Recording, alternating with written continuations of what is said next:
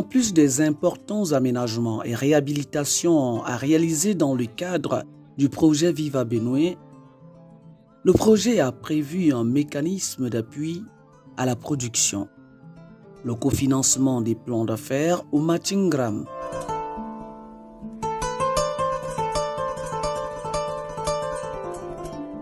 L'appui à la production au niveau du projet Viva Benue, c'est parler de tout ce qui vient en appui pour soutenir les investissements. Quand on parle du projet Viva Benue, c'est d'abord ces aménagements et c'est aussi les infrastructures qui vont avec.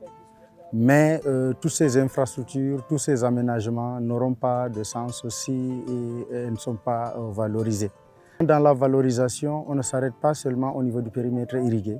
Il y a des appuis qui sont propres aux exploitants des parcelles qui seront attribués. Et ça, c'est ce que nous appelons les subventions par bon d'achat électronique. C'est une forme d'appui qui est spécifique. Le projet considère le secteur privé comme un véritable partenaire pour valoriser tout ce qui sera réalisé. En termes d'encouragement, le projet prévoit soutenir d'autres initiatives dans le domaine de la production et même de la valeur ajoutée, c'est-à-dire transformation, commercialisation, ainsi de suite. Et ces appuis-là seront octroyés aux entrepreneurs agricoles sous forme de subventions, mais une subvention qui s'inscrit dans le cadre d'un mécanisme de financement bien connu, c'est-à-dire le matching-gram, où on aura au moins deux parties. Le bénéficiaire qui va apporter un minimum qui est exigé avant de solliciter l'appui du projet. L'apport du bénéficiaire varie en fonction des guichets, parce qu'au niveau du projet Viva Benue, il y en a jusqu'à 3. Les petits 500 000, les guichets moyens à 3 millions et les grands guichets 50 millions. Donc en fonction des guichets, les taux varient, c'est-à-dire l'apport du bénéficiaire et le reste qui sera donné sous forme de subvention. Donc ces pourcentages de subvention vont de 90% à 50% selon les guichets et selon les porteurs aussi de ces projets. Ce mécanisme a fait ses preuves ailleurs. Ce mécanisme fait aussi participer son porteur, c'est-à-dire le porteur de business plan. On voit déjà son engagement et le projet vient en appui à un projet pour lequel lui-même croit, pour lequel le promoteur a déjà investi une partie. On peut aussi avoir affaire à un troisième intervenant, c'est-à-dire l'institution financière pour les guichets 3. Lorsque l'apport du bénéficiaire ne va pas suffire, il pourra faire appel donc à un crédit bancaire pour compléter son apport.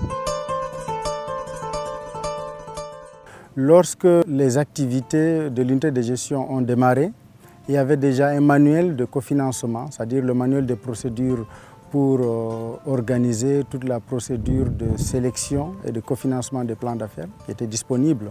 Donc le premier travail à faire devait être la sensibilisation. Donc il fallait parcourir toutes les localités concernées, c'est-à-dire la zone du projet, les 3 arrondissements, Lagdo, Tcheboa et Garoua, présenter ces mécanismes, présenter les opportunités qui leur sont offertes et les inviter également à s'intéresser pour ceux qui sont du moins éligibles.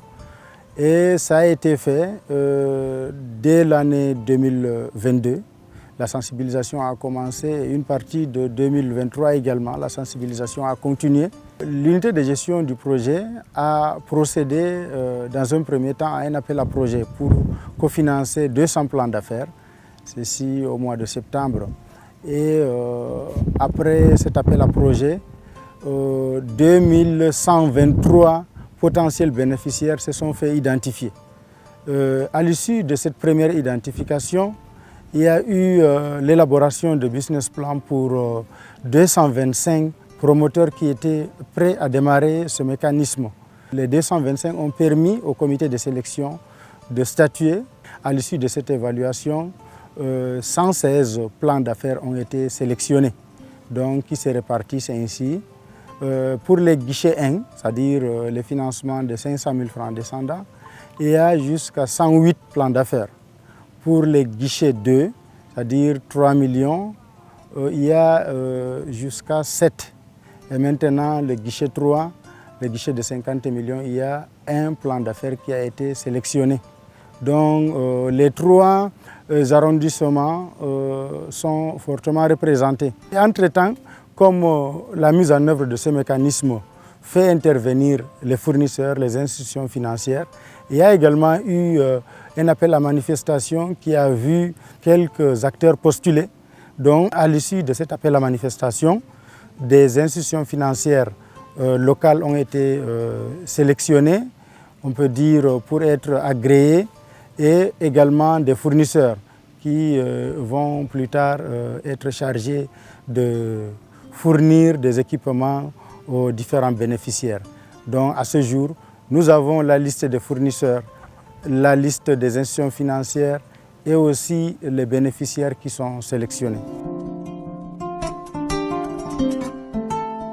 L'attention particulière que le projet Viva Benoué accorde aux femmes, c'est déjà sur les 2500 plans d'affaires à cofinancer pour la durée du projet, 30% sont consacrés aux femmes. Et maintenant, dans les mécanismes, il y a des avantages aux femmes. Pour les guichets 1, par exemple, si le porteur du projet est une femme, le montant de la subvention est de 90%. Alors que si c'est un homme, c'est 80%. Pour le guichet D, si c'est une femme, c'est 80% la subvention.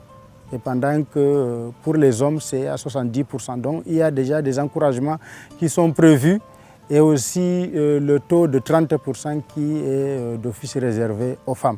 Et maintenant, l'activité maraîchère qui est pour la plupart exercée par des femmes va représenter la plus grande proportion en termes de cofinancement. C'est pour cela qu'il y aura jusqu'à 2000 plans d'affaires pour les petits guichets et qui sont prioritairement destinés aux femmes.